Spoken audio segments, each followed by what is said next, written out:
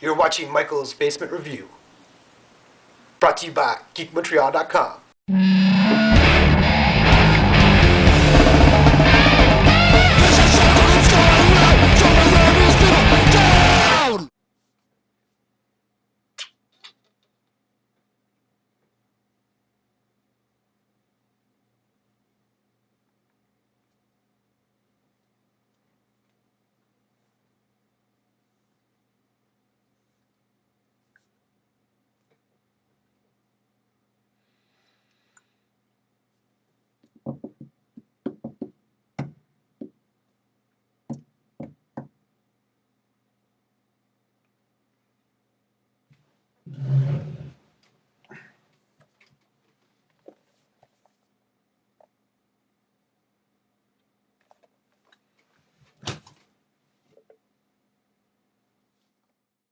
Easily this week's best comic. It played to Bendis' strengths.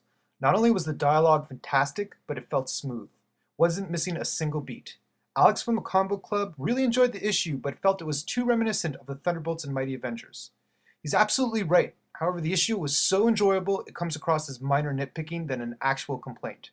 Norman's telling how the Dark Avengers how it is. Their first mission is bailing out Doctor Doom with a fight in Morgan Le Fay. I think I'm forgetting something. Oh yeah. Yeah, it's the first major geek out moment of 2009. Sentry ripping off Morgan Le Fay's head. Crazy! Supergirl versus Superwoman round 1. This fight is fun. What I'm more impressed with is Gates giving Supergirl her own voice and feel. This book was lacking that for a long time. It adds to Supergirl's own book, and it also adds to Superman's other books as well. I find myself getting more intrigued with Supergirl's character, and I look forward to what happens to her next issues. I'm on board for this plan. Yes, I am. This issue is about the origin of Invincible's new villain, Powerplex. Although this certainly wasn't the best issue of Invincible, I still enjoyed it. I really enjoy how you can feel Robert Kirkman's excitement on building his very own comic book universe. You can see Robert's love for Marvel Comics as you watch Powerplex's origin story. It seemed very marvelly. I just question the timing of it all. Invincible 60 is going to be around the corner and it's a huge crossover event. It's a weird time to put in a one-shot. You could have done something for the big event, leaving more room for action in the next issue. Whatever.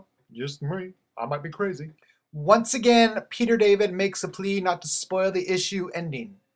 Fuck that, David. You only get one. No, I'm just joking. We're dealing with Jamie's emotional after effect from the previous issue, where he reabsorbs his own baby. Jamie seeks the dupe of himself, who's a priest, to try to talk himself out of suicide. And it doesn't work, and he's about to off himself when someone else saves him. That's the shock Mr. David doesn't want me to spoil. You can feel Jamie's despair and disregard for life throughout the book. He looks like shit. The book feels gritty, and it's like a good kick in the balls. I've said this many times, but X Factor is the smartest X book out there. And that's a great issue. And welcome back. My girlfriend is awake now, and I get to talk. It's awesome. Okay, speedy, quick time.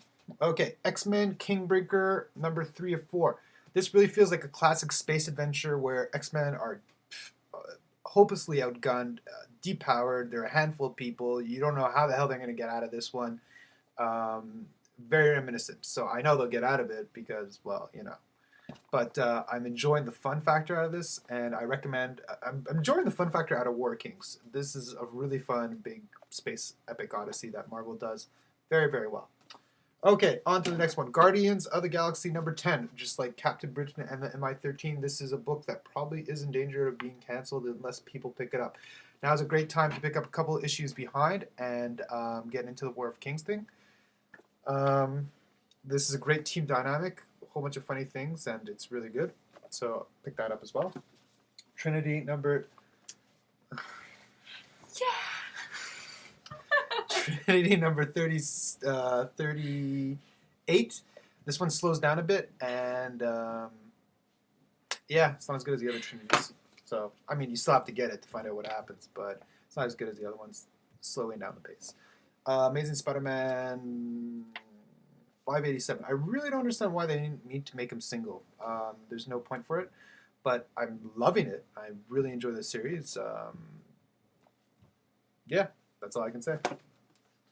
The Brave and the Bold, number 22. I'm really looking forward to JMS's run in the next issue. However, this one seems a little too complicated with the story arc.